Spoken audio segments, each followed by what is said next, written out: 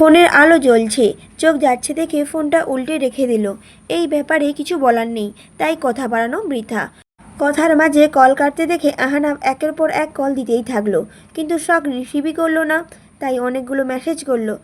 এরপরই কল দিতে গিয়ে বুঝলো তার নাম্বারটা শখের নারী ব্ল্যাকলিস্টে ঠাঁই পেয়েছে। তবে কেন জানি তার রাগ হলো না। বেলকনি থেকে উঠে রুমে গিয়ে হাত পা ছড়িয়ে বলল, শখ। এই বলে বিছানায় শুলো। ঘাড় ঘুরিয়ে পাশে শূন্য জায়গাটা দেখল। তারপর ঠোঁট কামড়ে হেসে ফোনের গ্যালারিতে থাকা অপরূপ সৌন্দর্যের অধিকারী একটি মেয়ের ছবি বের করলো। খুঁটিয়ে খুঁটিয়ে মন দিয়ে দেখল, কি চমৎকার তার চোখ, নাক, ঠোঁট, হাসি। ইস, এই পুতুলটা কবে হবে তার? ঝাপটে ধরে বুকের সঙ্গে মিশিয়ে রাখতে পারবে। নিজের মনের ভাবনা দেখে সে এবার নিজেই হেসে ফেলল।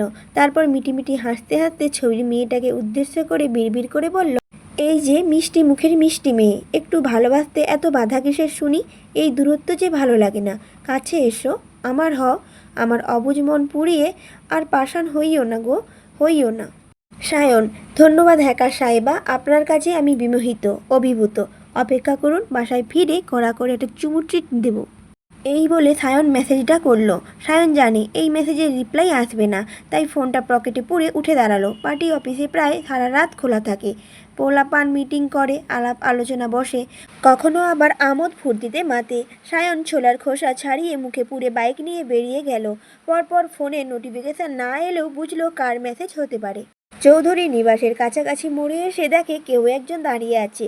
সে বাইকটা তার সামনে দাঁড় করালে কালো পোশাকে সর্বাঙ্গ ঢাকা আবৃত মানুষটা বাইকে পেছনে উঠে বসলো। সায়নও বিনা বাক্যে বাইক ছুটালো ক্লাবের দিকে। পেছনে বসা মানুষটা চুপচাপ দেখে সায়ন লুকিং গ্লাসে একবার করে তাকিয়ে চমৎকার করে ডাকলো, স্বর্ণ। পাস্ট। ঝটপট উঠে রিক্সাডেরকে উঠে বসে রাগে হিতাহিত জ্ঞানশূন্য সে রিকশায় বসে সে সায়নের ফোনে কল করে, জানতে চায় সে এখন কোথায়। সায়ন সেদিন একটা মিছিলে ছিল, তার ফিরতে দেরি হবে কারণ মিছিল শেষে পার্টি অফিসে যাবে। একথা শুনে স্বর্ণ সায়নের বারণ অমান্য করে পার্টি অফিসে যায়। সায়নের বরাদ্দকৃত রুমে অপেক্ষা করে। সে সায়নের বোন জেনেও কেউ কিছু বলে না, সাহস করে না, বরং চা কফির সাথে নাস্তা এনে রেখে যায়। তার পার্টি অফিসে আসার কথা কনক সায়নকে জানায়। একথা শুনে সায়নও ছুটে আসে তৎক্ষণাৎ। এসেই রাগে থরথর করে কাঁপতে কাঁপতে জিজ্ঞাসা করে, একা এখানে কেন তুই? পায়ের নলা কাটতে হবে? স্বর্ণ অগ্নি দৃষ্টিতে তাকিয়ে থাকে সায়নের চোখের দিকে। চোখ মুখ লাল হয়ে আছে অস্বাভাবিকভাবে। আজ তার চোখের মুখের অবস্থা দেখে সায়ন ভ্রুকুটি করে তাকিয়ে রইল। সাংঘাতিক কিছু ঘটেতে আন্দাজ করে নিল, নয়তো কড়া বারণ থাকা সত্ত্বেও এখানে আসার ভুল স্বর্ণ করবে না। একথা ভেবে সে নিজেকে শান্ত করল। স্বর্ণের মুখোমুখি চেয়ারে বসলো। ঝকঝকে গ্লাসে ঢেকে রাখা পানি স্বর্ণকে দিল। কেউ কিছু বলেছে? সায়ন জিজ্ঞাসা করল। স্বর্ণ বলল, আমি তোমার বেড গরম করি, তোমার সঙ্গে শুই, বীর্য ছাড়া আর কি কি দাও আমাকে? এর জবাব আগে দাও আমাকে। ক্ষিপ্ত স্বরে বলা একথা শুনে সায়নের কপাল কুঁচকে গেল। সে একবার দরজার দিকে তাকিয়ে পুনরায় স্বর্ণের দিকে দৃষ্টিপাত করল। এ কেমন কথা? স্বর্ণ শীতল ছোট চাচার মেয়ে হলেও শখকে যতটুকু ভালোবাসে তাদেরকেও ততটুকু ভালোবাসে। নিজের আপন বোন বলে শখকে কখনো আলাদা কিছু দেয়নি, আলাদা করে শাসনও করেনি। যখন যা দিয়েছে তিন বোনকে একসঙ্গে, যে যা চেয়েছে সময় করে এনে দিয়েছে। অথচ আজ স্বর্ণের মুখে এই কথা শুনে রাগে পারদ বাড়ল। উঠে গিয়ে স্বর্ণের গাল চেপে ধরে আগুন ঝরা কণ্ঠে চিবিয়ে চিবিয়ে বলল, কে কি বলেছে? বাড়তি চোপা দেখাবি না একদম, মূল পয়েন্টে আয়। কে বলেছে এসব? স্বর্ণ বলল, কে বলেছে তাকে আমি চিনি না, তবে কেন বলেছে এর কৈফিয়ত আমাকে দিতেই হবে, নয়তো বাবাকে অন্য বাসা নেওয়ার কথা বলতে বাধ্য হব। সায়ন বলল, এবার বাড়াবাড়ি করছিস স্বর্ণ, এখন বাড়ি যা, আমি দেখছি কি হয়েছে। স্বর্ণ বলল, অকারণে কেন আমাকে এসব কথা বলা হলো? তোমার কারণে কেন এসব শুনবো আমি? তোমার কাজের দায় নেব না আমি? ঠিক 24 ঘন্টার মধ্যে তাদের শিক্ষা দিতে হবে, নয়তো আমি বড় বাবাকে জানাতে বাধ্য হব। বাড়ির মেয়েদের রাস্তার এভাবে অপদস্থ করার কথা শুনে সারাফাত চৌধুরী বসে আঙুল চুষবে না নিশ্চয়ই। সায়ন বলল, আশ্চর্য তো, আমি এসব বলতে বলেছি নাকি? স্বয়ং নিজে এসব বলেছি তোকে, হুদাই চোটপাট দেখাচ্ছিস কাকে? হো? স্বর্ণ বলল, এমন কাজ করো কেন যাতে কাজের রেশ ধরে বাড়ির মেয়েরা পথে ঘাটে অপদস্থ হয়?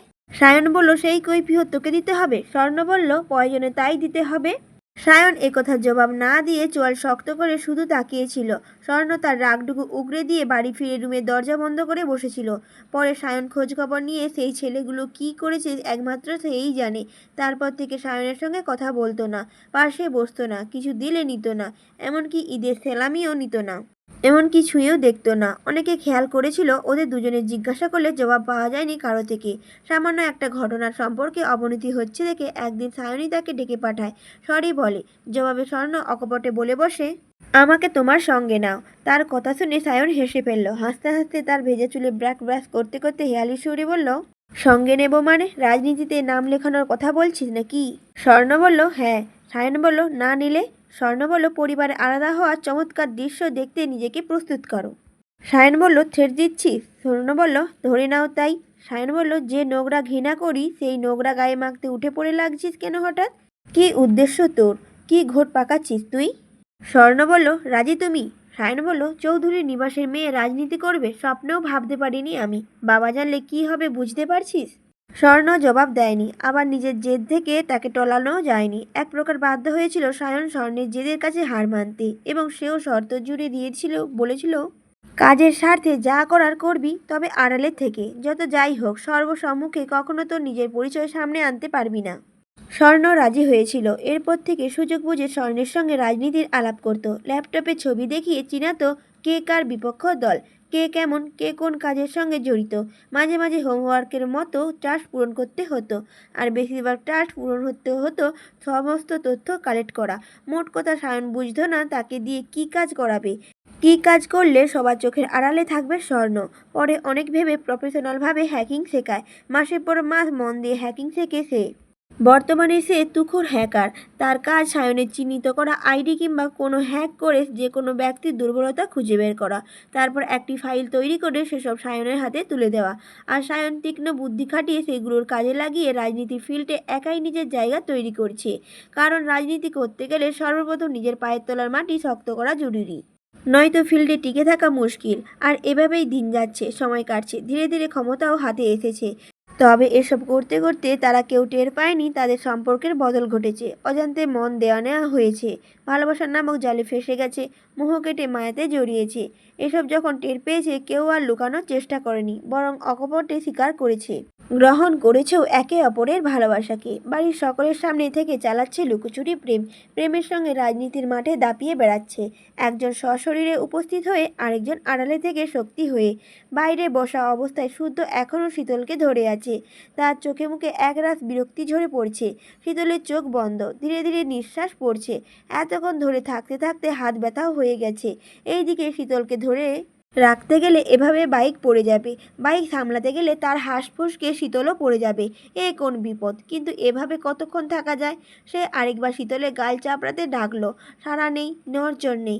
তাই সে আশেপাশে তাকাতে তাকাতে বলল, বাড়ির কেউ একসঙ্গে বের হতে দেখেনি। দারোয়ানকে না হয় টাকা দিয়ে ক্যাচআপ করা যাবে। এক কাজ করি, আপদটাকে এখানেই ফেলে যাই। শেয়ালে এসে মাংস খেয়ে ফেলবে, হাড়গোড় লুকানোর ব্যাপার থাকবে না। একথা বলে তাকে ছাড়তে গেলে শীতল খপ করে শুদ্ধের হাত আঁকড়ে ধরল। ভয়ার্ত চোখে তাকিয়ে মাথা নাড়িয়ে তাকে ছাড়তে বারণ করলো। এরপর হেঁচকি তুলে কাঁদতে কাঁদতে বলল, কি করেছি আমি? সবসময় আমার সঙ্গে এমন করেন কেন? শুদ্ধ বলল, তুই না অজ্ঞান ছিলি? শীতল বলল, না, আপনি শুধু শুধু ভয় দেখাচ্ছিলেন, তাই অজ্ঞান হওয়ার ভান ধরেছিলাম। একথা শুনে শুদ্ধ দাঁত দিয়ে তার নিজের ঠোঁট কামড়ে এক ভ্রু উঁচু করে তাকিয়ে রইল।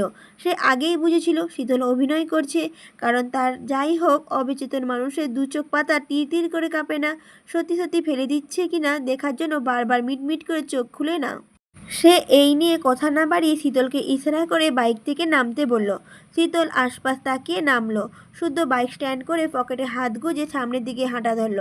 তাকে হাঁটতে দেখে শীতলও তার সঙ্গে সঙ্গে পা মিলিয়ে মিনমিন করে বলল, বাড়ি যাব না? শুদ্ধ বলল, যা, আমি কি বারণ করেছি?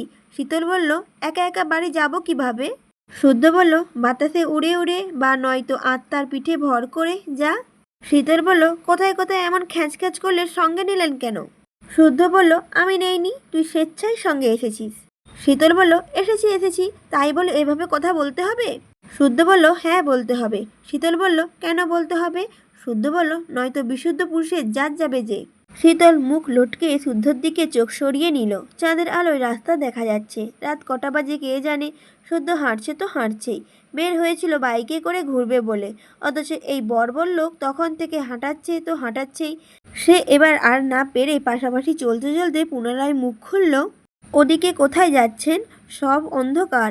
শুদ্ধ বলল, এত সুন্দর অভিনয় করলে গিফট না দিলে চলে? তোর গিফটে তোকে বুঝিয়ে দিয়ে যাব। শীতল বলল, গিফট? সত্যি আমি খুব সুন্দর অভিনয় করেছি? শুদ্ধ বলল, কি গিফট দেবে শুদ্ধ ভাই? বলুন না বলুন না। সামনে একটা পুকুর আছে। শুদ্ধ বলল, ভাবছি এখানে তোকে নিয়ে গিয়ে চুবাবো। ছোট্ট গিফট বলে মন খারাপ করিস না। এখন এই পুকুরেই চুবাই, কাল না হয় নদীতেই চুবাবো। শীতল থেমে গেল। ওর নিজের পায়ের জুতো খুলে নিজের গালে মারতে ইচ্ছে করে। সে কেন ভুলে যায় এই লোক আস্ত একটা বদমাস। বোম মারলেও তার মুখ দিয়ে সুন্দর কথা বের হয় না, হবেও না। কোনো মতে প্রাণ নিয়ে বাড়ি ফিরতে পারলে কোনোদিনও এই লোকের সঙ্গে বের হবে না। এই বিশুদ্ধ পুরুষ তাকে নিয়ে বেড়ানোর জন্য কেঁদে মরে গেল। যাবে না যাবে না, না না না। আসার সময় ভেবেছিল যা কিছু ঘটুক বড় আবুকে কিচ্ছু বলবে না, কিন্তু না, সে বাড়ি গিয়ে বড় আবুকে ফোন করবে, পাই টু পাই সব বলবে, সব। ছেলের এই কাণ্ডে যদি বড় আবু বিচার না করে তবে এই বাড়ি ছেড়ে চলে যাবে। তাকে চুপচাপ দেখে শুদ্ধ ঘাড় ঘুরিয়ে তাকালো। তারপর ফিচেল হেসে বলল, বড় আবুকে কথা লাগানো পায়জারা জুড়ছিস তাই না? তোর তো বড় আবুকে ভয় পাই নাকি আমি? শীতল বিস্ফোরিত দৃষ্টিতে দেখল সামনে দাঁড়ানো মানুষটাকে। এই লোক তার মনের কথা বুঝলো কিভাবে? তার মানে আশা ভরসা নেই, সত্যি সত্যি এখন পুকুরে চুপাবে।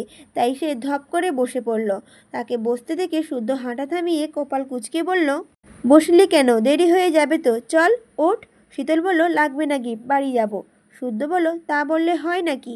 হয় গিফট নিবি নতুবা শর্ত মানবি, বল কোনটা করবি? শীতল বলল, কি শর্ত? শুদ্ধ তার পাশে বসলো। পকেট থেকে ডিএসএলআই আর সিগারেট বের করে জ্বালিয়ে দুটো টান দিল। তারপর শীতলের দিকে সিগারেটটা বাড়িয়ে দিয়ে বলল, লে টান। আজ যেন শীতলে অবাক হওয়ার রাত। এই বিশুদ্ধ পুরুষ তাকে আজ অবাক করতে করতে মারবে বোধ হয়। সে খাবে সিগারেট? এই লোক কি পাগল হয়ে গেছে? তাকে বিস্মিত দৃষ্টিতে তাকিয়ে থাকতে দেখে মনে করিয়ে দিল, হয় সিগারেট খেতে নয়তো পুকুরে চুবাবে। শীতল কিছু না ভেবে সিগারেট হাতে নিয়ে ছুঁড়ে ফেলার আগে শুদ্ধ হাতটা চেপে ধরল। তারপর তাকে চেপে ধরে সিগারেট খাওয়াতে গেলে শীতল ভ্যাঁ ভ্যাঁ করে কেঁদে দিল। তাকে কাঁদতে দেখে শুদ্ধ ওকে ছেড়ে দিয়ে বলল, খেতে হবে না সিগারেট, শুধুমাত্র ছোটে ছোঁয়াবি, নে ছোঁয়া। শীতল বলল, না না। শুদ্ধ বলল, কি কি বললি? আরেকবার বল। শুদ্ধর মারকাট মুখভঙ্গি দেখে শীতল ফোপাতে ফোপাতে হাতে সিগারেট ধরল। তারপর জ্বলন্ত সিগারেটে ঠোঁটের কাছে আনতেই ফোনের ফ্ল্যাশ জ্বলে উঠল। সেই সঙ্গে শুদ্ধর বলা একটি কথা, হেই লেডি স্মাইল প্লিজ। হঠাৎ ফোনের ফ্ল্যাশ জ্বলে ওঠায় শীতল দৃষ্টি তুলতেই শুদ্ধ সেই অবস্থায় ফটাফট কয়েকটা ছবি তুলে নিল। তারপর ছবিগুলো তাকে দেখিয়ে বলল, এবার তোর কাজ হলো বাবা মাকে আমার জন্য পাত্রী দেখতে বলবি, জোর করে আমাকে যাতে বিয়ে দেয় এটা বোঝাবি। ওনারা আমাকে জিজ্ঞাসা করলে আমি সবার সামনে না না করব, রাগ দেখাবো, চিৎকার টিৎকার করে পরিস্থিতি ঘোলাটে করে দেব। তবুও তুই থামবি না, যেভাবেই হোক সবাইকে রাজি করাবি। মনে থাকবে? যা বললাম পাই টু পাই করবি। যদি না করিস ছবিগুলো তিন চৌধুরী কর্তার ফোনে চলে যাবে। শুদ্ধর করা কাজ ও কথা শুনে শীতল আহাম্মক হয়ে তাকিয়ে আছে। সে আপাতত হতবাক ও হতভম্ব। খুনসুটি ঝগড়া করতে করতে সায়ন ও স্বর্ণ এসে পৌঁছেছে একটি পুরনো মন্দিরের সামনে। এই মন্দিরের আগে কালী মূর্তির পূজা হতো। মন্দিরের পুরোহিত রামকৃষ্ণ চরণের কাটা মুন্ডু পাওয়ার পর থেকে পুজো অর্চনা বন্ধ থাকে। এরপর নানান কুসংস্কার ছড়াতে ছড়াতে ধীরে ধীরে মন্দিরটি একেবারেই বন্ধ হয়ে যায়। কালী মূর্তি সরিয়ে অন্য স্থানে রাখা হয়। দিনে দিনে মন্দিরের পেলোয়াস্তা খসে। অযত্ন অবহেলায় মন্দিরটির সৌন্দর্য হারায়, কদর হারায়। বর্তমানের দিনেও নাকি এখানে আসার সাহস করে না কেউ। এলে নাকি গা মাথা ভার হয়ে যায়, ভয়ে শরীর শিউরে ওঠে। তবে নিস্তব্ধ এরিয়া দেখে মাঝে মধ্যেই জুয়োর খোরদের আনাগোনা দেখা যায়। দিনের বেলায় মন্দির থেকে দূরত্বে দল বেঁধে জুয়ার আসর বসায়, তারপর সন্ধ্যার আগে ফিরে যায়। এমনই এক জায়গায় স্বর্ণ আর সায়ন এসে দাঁড়িয়ে আছে। মশার কামড়ে হাত পা জ্বলতে শুরু করেছে। সায়ন এতক্ষণ শান্তশিষ্ট থাকলেও এবার তার মুখ দিয়ে গালির ফোয়ারা ছুটতে শুরু করলো। এক পর্যায়ে রাগে গজগজ করে পকেট থেকে ফোনটা বের করে কাউকে কল করে বলল, ওই আমার সাথে মশকরা মারাও আমার লগে? আমি কি তোর শালা লাগি? 5 মিনিটের মধ্যে আসবি, নয়তো আজ তোকে এমন থাপ দেব বাপ ঢাকাও সময় পাবি না। ফোনের ওপাশে থাকা মানুষটা কি বলল শোনা গেল না। শোনার ধৈর্য নেই সায়নের। সে নিজের কথা শেষ করে কল কেটে হাত পা ঝাড়ছে। এক দফা মশাকে গালি ছুড়ল সে। তাকে গালি দিতে দেখে স্বর্ণ বিরক্ত মুখে এদিকে ওদিকে তাকাচ্ছে। এই মানুষটা বাড়িতে থাকাকালীন একরকম, বাড়ির বাইরে একরকম। কতদিন বলেছে গালি না দিতে, কিন্তু শুনলে তো। তাকে এভাবে তাকাতে দেখে সায়ন আরেকটু গাছ ঘেঁষে দাঁড়িয়ে বলল, ভয় লাগছে জান? স্বর্ণ বলল, তোমার মতো ভূত সঙ্গে থাকলে ভয় কিসের? সায়নও বলল, তা ঠিক, কিছু খাবি, খিদে পেয়েছে? স্বর্ণ বলল, যদি বলি হ্যাঁ, এই জঙ্গলের মধ্যে কিছু এনে দিতে পারবে? সায়ন পকেট থেকে কাঁচা ছোলা বের করে বলল, ছোলা আছে, খাবি? স্বর্ণ বলল, না। সায়ন বলল, তাহলে আমাকে খা। স্বর্ণ মুখে বিরক্তিকর শব্দ করে প্রসঙ্গ পাল্টাতে বলল,